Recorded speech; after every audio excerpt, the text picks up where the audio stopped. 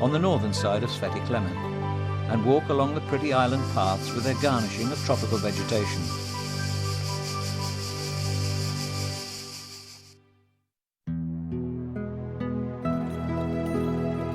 Vis, known in ancient times as Isa, island of mysteries, fishermen, of things that stay the way they were, the Falkuşa of Komiža, the vernacular Bugava and traditional gastronomic pearls like pasta fajol with bruyette, is a truly remarkable landfall that inspires a primary awe.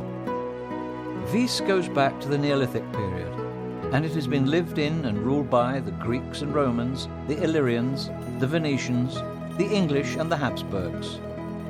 All the winds round the island are strong, and in winter you will have to beware in particular of the sirocco and the southwesterlies. Nevertheless, Vis is still a favourite port of call. We are coming in from the northeast and sailing into capacious Vis port. The first thing to greet us in the bay is the Czech villa, then the English fort, and after that a picturesque peninsula with a church and the monastery of St. Jerome. In Vis, a considerable number of fixed anchorage points have been put in the harbour for sailors, and there are electricity and water hookups. While if the Bora or a sirocco are blowing with any strength, it's possible to anchor in Stonca Bay. In Vis, it's a good idea to visit the attractive eastern settlement of Kut and try out pasta with lobster in the Vatrica Tavern, or perhaps tuna in white wine in the Poyoda restaurant. If we sail from the port of Vis eastwards, after 2 miles we'll be greeted by the lighthouse on Stončica Point, and directed towards the bay of the same name, that because of its unabashed loveliness, we've put in the high-flying society of Dream Point destinations. Stončica is well out of the way of the winds, has a sandy bottom and 5 or 6 metres of water for anchoring. And after a swim and generally wallowing in luxury, you can't beat dropping in at the idyllic tropical tavern called Stončica, in which the enterprising Lincia brothers make terrific brodette and lamb specialities, using ingredients that they catch, rear and grow themselves. Moving on, we'll soon be on the southeastern side of Vis, where our attention will be drawn by a group of little islands. The first of them, named Budikovac, is a nice anchorage and a still nicer bathing place. Off the second, Ravnik, you drop anchor and row in the dinghy through the attractive green grotto.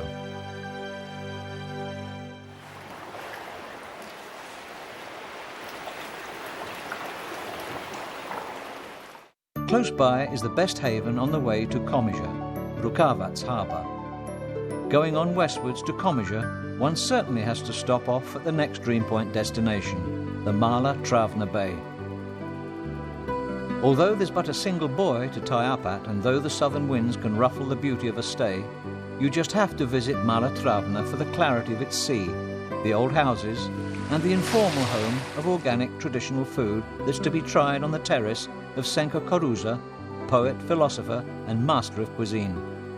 Try out Senko's herb brandy, his organic Plavac wine, goat cheese and salted anchovies, or his fish soup and brodette with pasta fajol. The next cove, Stiniva, is not out of the way of the winds either, but once again it's well worth a visit, being uniquely original and unspoiled.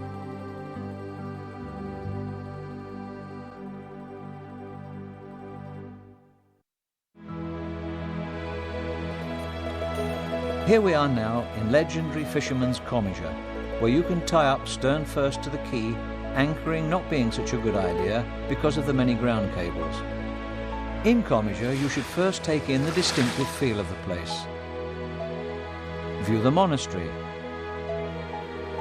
chat with the locals, see the legendary Falkuşa and drop into the fishing museum with the world's biggest collection of knots. For the inner man, we can recommend the Bako Tavern.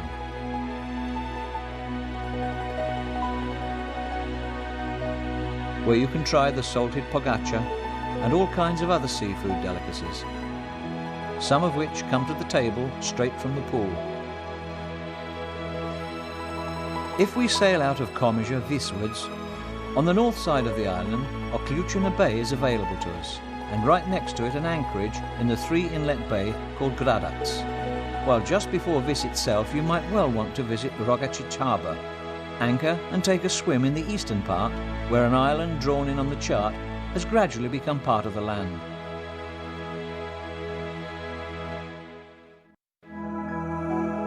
If you sail as far as Vis, it's certainly worth visiting neighbouring Bishovo and the famed Blue Cave that can be reached by dinghy, as long as you leave someone on board ship in Balloon Bay.